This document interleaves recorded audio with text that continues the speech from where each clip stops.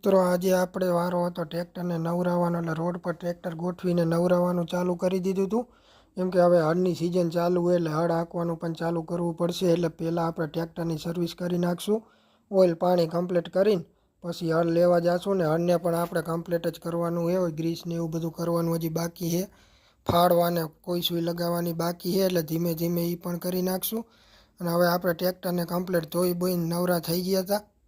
ટ્રેક્ટરને નવરાવીને આપણે પણ ટ્રેક્ટરને હતું એમને ઘરે મૂકી દેશું. કેમ કે આપણે હજી નવા ડ્રાઈવર રહીએ એટલે રિવેસ મારવામાં થોડીક તકલીફ પડે છે. આપણે સાંજનું વારું પાણી કરીને આપણે નીકળી ગયા હતા યાર્ડ બાજુ વરિયાળીનો ઢગલો કરવા માટે. ના રહી આપણી એલઈડી લાઇટ જોઈ લો તમે, પડે છે ને બાકી એક નંબર.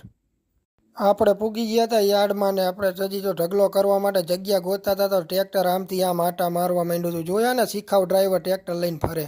આપણને શેડમાં જગ્યા મળી જઈ એટલે આપણે રિવેસ મારીને મૂકી દીધું ને વરિયાળી ઉતારવાનું ચાલુ કરી દીધું. હાલો મળીએ કાલે હવે.